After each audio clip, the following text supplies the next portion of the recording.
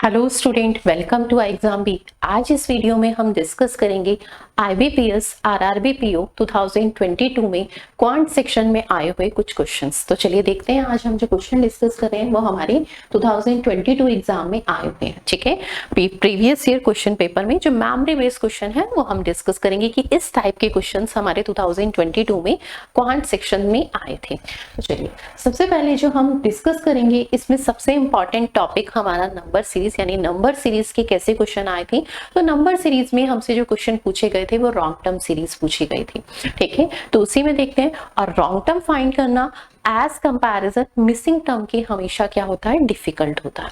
ठीक है, तो चलिए देखते हैं हमारा फर्स्ट क्वेश्चन में रॉन्ग टर्म में क्या है। तो देखिए हमें यहाँ पे क्या दिया है, 118, 151, 217, 316, 445, 613 एंड 811 ये हमारी सीरीज है। सबसे पहले जब भी कोई सीरीज गिवन होती है, चाहे उसमें हमें रॉन्ग टर्म फाइंड करना हो चाहे मिसिंग टर्म फाइंड करना हो, दोनों में हम पहला स्टेप क्या ऑब्जर्व करते हैं कि सीरीज हमारी किस ऑर्डर में है। फर्स्ट थिंग तो सीरीज हमारी असेंडिंग ऑर्डर में, और जब सीरीज असेंडिंग ऑर्डर में होती है तो दो ही मैथमेटिकल ऑपरेशन इंप्लीमेंट होते हैं, एडिशन एंड मल्टीप्लिकेशन।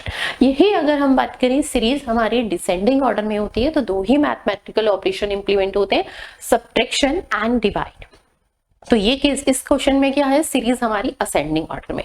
अब आगे सेकंड स्टेप के यहां पर मैथमेटिकल ऑपरेशन एडिशन होगा या फिर मल्टीप्लिकेशन होगा।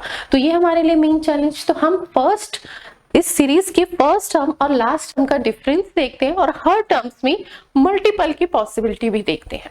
ठीक है, तो first term is 118 and last term is 800 something. ठीक है, तो अगर हम देखें तो मल्टीपल की पॉसिबिलिटी विजिबल नहीं है क्योंकि फर्स्ट से सेकंड टर्म इज 118 से 151।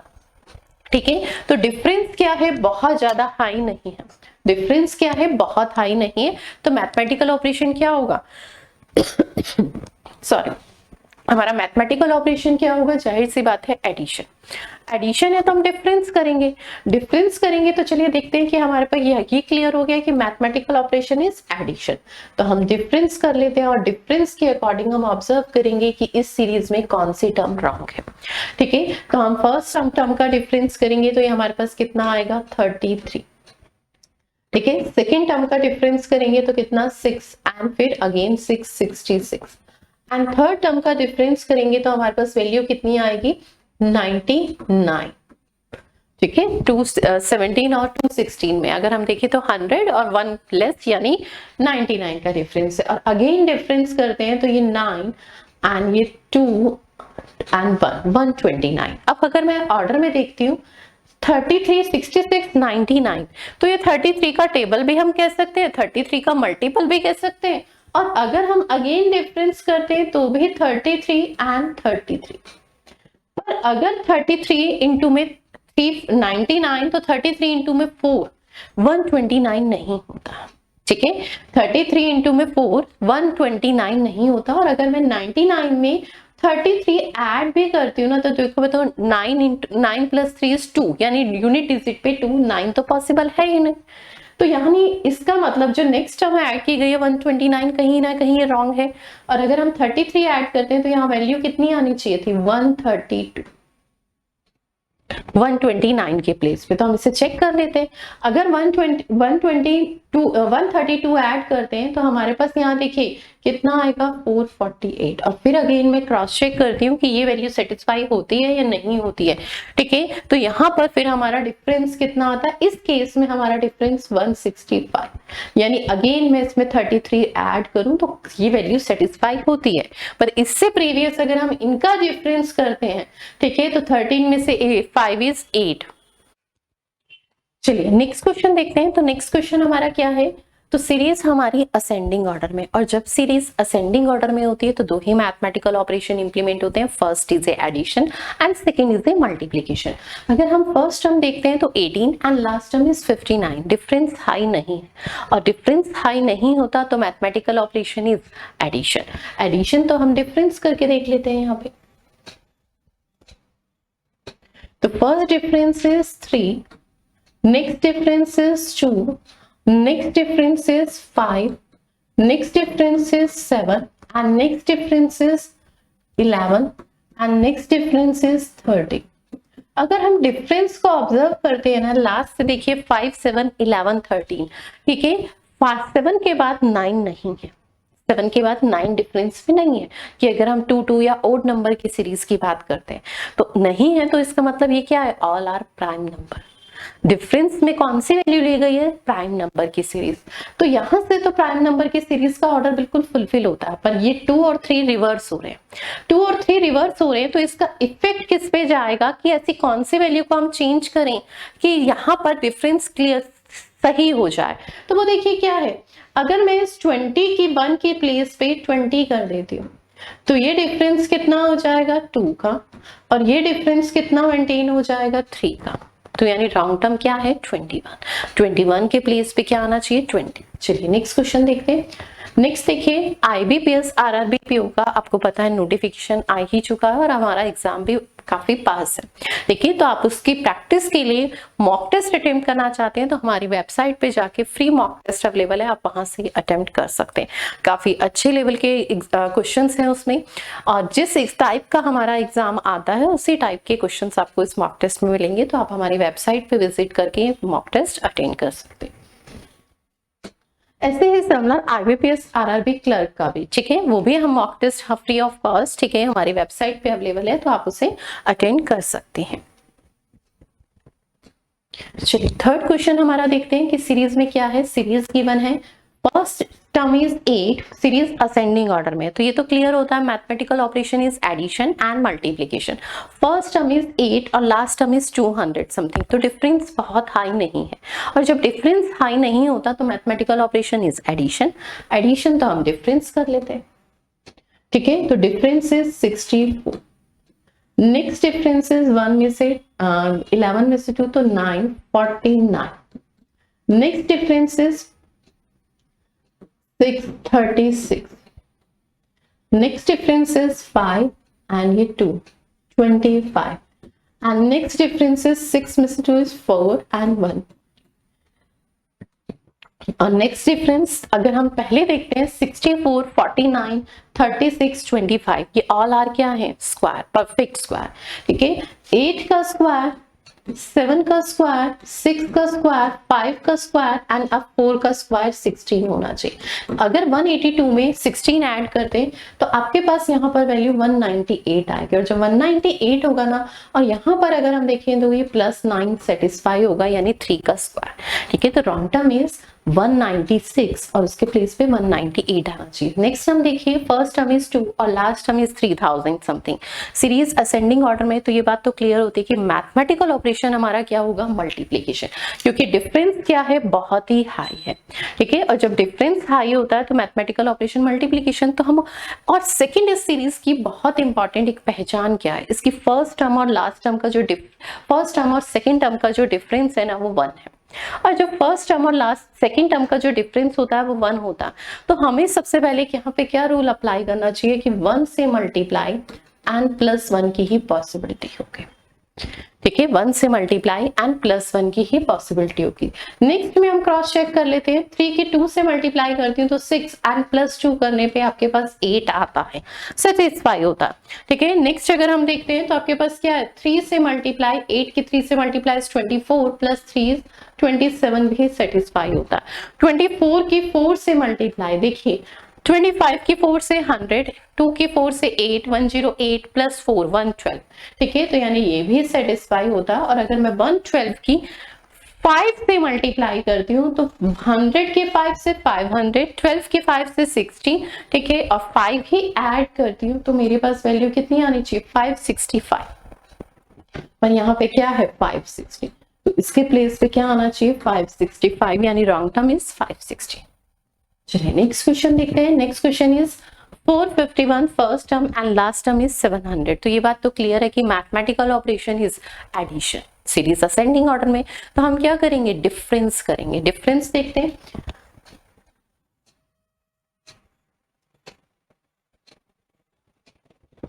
ठीक है। तो फर्स्ट डिफरेंस अगर हम यहाँ पे देखते हैं तो फर्स्ट डिफरेंस हमारे पास कितना आएगा, 502 में से 450 तो ये 51, ठीक है। Next difference is 48, next difference is 45 and next difference is 2 and 42, ठीक है, and next difference is 13 में से 36 and next difference is 12 में से 9 30। अब देखिए अगर हमने फर्स्ट डिफरेंस किया 51 48, इन सब में अगर मैं डिफरेंस अगेन करती हूँ तो 3 3 एंड 3। नेक्स्ट डिफरेंस यहाँ पर अगर ऑब्जर्व करते हैं ना तो ये कितना होता है, ये 6 आता है। तो इसे 3 बनाने के लिए यहाँ 36 की जगह क्या होना चाहिए था, 39। ये 39 होता तो यहाँ पर वैल्यू कितनी आएगी, 676 आएगी, ठीक है। और जब ये 676 आएगी तो ये अपने आप 36 हो जाएगा। अब डिफरेंस करेंगे तो देखिए 12 में से 6 is 6, यानी 36 ही लास्ट डिफरेंस बनेगा। तो यानी रॉन्ग टर्म क्या है, 676 के प्लेस पे 676 आना चाहिए। चलिए नेक्स्ट क्वेश्चन देखते हैं। नेक्स्ट क्वेश्चन है S invest x under a simple interest eight a rate of 10% per annum for a y year and receive the amount 7x at the end of y year. If the M invests 2x under the simple interest at a rate of z% per annum for y year and receive the amount 20x at the end of y year, what is the value of z? देखिए हमें यहाँ पे क्या बताया गया कि पहले ना एस जो है वो इन्वेस्ट करता है, कितना इन्वेस्ट कर रहा है, एक्स रुपीज उसने इन्वेस्ट किए, ठीक है। ये क्या था, उसने जो अमाउंट इन्वेस्ट किया, ठीक है, जिसे हम प्रिंसिपल कह लें। प्रिंसिपल इक्वल किसके हैं, एक्स के, और अमाउंट कितना मिल रहा है, तो अमाउंट की वैल्यू इज 7x। तो यहां से एक चीज क्लियर होती है कि जो इंटरेस्ट मिल रहा होगा वो कितना है, 6x। अब रेट ऑफ इंटरेस्ट हमें गिवन है और वो उसकी वैल्यू कितनी है, 10%। 10% की फ्रिक्शन इज 1/10। 1/10 क्या डिफाइन करती है कि अगर प्रिंसिपल कितना है 10 यूनिट, ठीक है, तो 1 ईयर में, स्पेशली फॉर 1 ईयर में, ठीक है, 1 ईयर में अमाउंट कितना हो जाएगा, तो अमाउंट इज 11, क्योंकि 1 यूनिट का क्या मिलेगा, इंटरेस्ट 11। पर अगर हम क्वेश्चन का कॉन्सेप्ट देखते हैं तो हमारा प्रिंसिपल इज x और अमाउंट इज 7x, यानी 7 टाइम्स हो रहा है। तो कितने टाइम में हो रहा है, 1 ईयर में तो सिर्फ 10 से 11 हो रहा है, ठीक है। तो अगर मैं यहाँ पे देखती हूँ प्रिंसिपल मेरा क्या है, x है, x से 7x हो रहा है, तो यानी इसके अकॉर्डिंग यहाँ पे अगर मैं प्रिंसिपल जो मेरा 10 है इसके अकॉर्डिंग अगर मैं देखती हूँ तो अमाउंट कितना होना चाहिए, 7 टाइम्स। तो यानी 10 की जगह कितना चाहिए, तो 10 की जगह 7, 10 आपका प्रिंसिपल है तो 7 टाइम्स अमाउंट होना चाहिए क्वेश्चन की कंडीशन के अकॉर्डिंग। तो यानी कितना अमाउंट होना चाहिए, 70। 10 यूनिट आपका प्रिंसिपल है, 70 यूनिट आपको क्या है, अमाउंट है। तो इंटरेस्ट कितना मिल रहा है, तो इंटरेस्ट इज 60 यूनिट। 1 ईयर में 1 यूनिट इंटरेस्ट है। अगर मैं सिंपल इंटरेस्ट कहूं 1 ईयर में कितना इंटरेस्ट है, 1 यूनिट। तो 60 यूनिट इंटरेस्ट कितने टाइम में होगा, तो y की वैल्यू, टाइम की वैल्यू इज 60 ईयर में। तो आपके पास y की वैल्यू आ गई यहां से डायरेक्ट, ठीक है। हमने यहाँ पे कोई PRT अपॉन 100 नहीं लगाया, कॉन्सेप्ट से बात की है सारी चीजें। सिंपल इंटरेस्ट क्या है, simple rate of interest, simple interest, ठीक है। अगर 10 हमारा प्रिंसिपल था, 11 हो रहा है, तो 7 क्या है, 1 ईयर में 1 यूनिट इंक्रीज हो रहा है। पर 10 से 70 7 टाइम्स, क्योंकि x से 7x हो रहा था ना, 7 टाइम, तो यहाँ पे भी 10 का 7 टाइम इज 70। तो यानी इंटरेस्ट कितना है, 60। और 60 इंटरेस्ट कितने टाइम में होगा, 1 यूनिट इंटरेस्ट 1 ईयर में, तो 60 यूनिट इंटरेस्ट 60 ईयर में, y की वैल्यू 60। अब हमें इसे सेकंड पे अप्लाई करना है। अब हमारे पास सेकंड कंडीशन के अकॉर्डिंग अगर हम बात करते हैं, ठीक है, तो हमारा प्रिंसिपल कितना है, 2x, ठीक है, प्रिंसिपल इज 2x। और अगर अमाउंट की बात करते हैं तो amount is 20x। Principal is 2x और अमाउंट इज 20x, ठीक है। अब देखिए यहाँ पे क्या है, और ये यहाँ पर टाइम ड्यूरेशन y ईयर की दी है, y की वैल्यू हम ऑलरेडी फाइंड कर चुके हैं 60। तो बेटा जब हमारे को रेट ऑफ इंटरेस्ट फाइंड करना होता है तो टाइम इनटू में रेट ऑफ इंटरेस्ट, ठीक है, रेट परसेंट कह लीजिए, और अगर साइन आप रिमूव करेंगे वो किसके इक्विवेलेंट होता है, तो वो आपके सिंपल इंटरेस्ट अपॉन में प्रिंसिपल के रेशियो के इक्विवेलेंट होता है, ठीक है। 2x आपका प्रिंसिपल है, ठीक है, अमाउंट इज 20x, तो इंटरेस्ट कितना मिल रहा है, 18x। टाइम की value is 60 year, rate of interest find करना है तो परसेंट का साइन लगाते हैं अपॉन में 100। बस इसे सिंपलीफाई कर लीजिए, देखिए x से x कैंसिल, 2 से ये 9 टाइम्स, ठीक है। अब देखिए 20 से ये 3 टाइम और 20 से ये 5 टाइम। 3 से ये 3 टाइम और ये 5 इधर मल्टीप्लाई में, तो r की वैल्यू इज 15%। तो यानी Z% की वैल्यू फाइंड करनी थी, Z% इज 15%। ठीक है, यहाँ पर हमने कोई भी फॉर्मूले बेसिस क्वेश्चन को नहीं समझा, टोटली कॉन्सेप्ट से। चलिए नेक्स्ट क्वेश्चन देखते हैं। Next question is train A running with a speed of 72 km per hour and cross a vertical pole in 15 seconds. Find the approx time taken by train A to cross a train B whose length is 120 meter less than that second train. ठीक है, train A मतलब whose speed is 1/2 more than the, ठीक है, train A if they both are running in a opposite direction. तो देखिए question का concept हमें क्या दिया है, एक ट्रेन है ए, ठीक है, जब वो किसी वर्टिकल पोल को क्रॉस करती है तो 15 सेकंड में क्रॉस करती है, तो उस ट्रेन की कुछ ना कुछ लेंथ होगी ट्रेन ए की, ठीक है, वो हमें फाइंड करनी है। ट्रेन की वेलोसिटी हमें कितनी दी है 72, जिसे हम किस में कन्वर्ट करेंगे, मीटर पर सेकंड में, क्योंकि टाइम हमें सेकंड में दिया और टाइम हमारे पास 15 सेकंड है। तो यहाँ से देखिए 4 टाइम 20 इंटू में 50, तो यहाँ से एल ए की वैल्यू कितनी आ जाएगी 300 मीटर। ठीक है, सेकेंड कंडीशन के अकॉर्डिंग देखिए ट्रेन ए और ट्रेन बी दो हमारे पास क्या है, ऑब्जेक्ट है, train A and train B, तो इनके कुछ ना कुछ लेंथ होगी। ट्रेन ए की लेंथ तो कितनी है 300, ट्रेन बी की जो लेंथ है ना वो 120 मीटर लेस है, 300 से 120 मीटर लेस, तो यानी कितनी होगी 180 ट्रेन बी की लेंथ। टाइम हमारे को बताना है, ठीक है। अब देखिए ट्रेन ए की जो स्पीड है ना वो 72 है और ट्रेन बी की जो स्पीड है ना 1/2 मोर, 1/2 इज 50% होता है, ठीक है। 72 का 50% इज 36, यानी ट्रेन बी की स्पीड 36 मोर होगी, तो 72 प्लस 36, ठीक है, तो आपके पास कितना आ जाएगा 108। तो दोनों ट्रेन और अपोजिट डायरेक्शन में है, तो रिलेटिव स्पीड क्या होगी V1 plus V2 opposite direction में, तो कितना हो जाएगा 72 प्लस में 108। पर इसे हमें किस में कन्वर्ट करना है, मीटर पर सेकेंड। ये वैल्यू कितनी हो जाएगी 180, और 180 से 18 10 टाइम कैंसिल, 10 इंटू में 5 इज 50, और ये वैल्यू आपके पास आती है 480 अपॉन में 50, एंड 0 से 0 कैंसिल, और जब किसी भी वैल्यू को 5 से डिवाइड करना होता है तो हम उसका ट्वाइस कर देते हैं, और अगर उसमें नंबर ऑफ 0 है तो उसे रिमूव करते हैं, और अगर नहीं है तो हम पॉइंट ऐड कर देते हैं। इसका ट्वाइस इज 96, इसमें 0 नहीं थी तो 9.6 इज अप्रॉक्सीमेट, अगर हम कहें टाइम इज 10 सेकेंड, मैं अप्रॉक्सीमेट बताना था, तो ये कितना हो जाएगा 9.6 सेकेंड, यानी हम answer is 10 second approximately.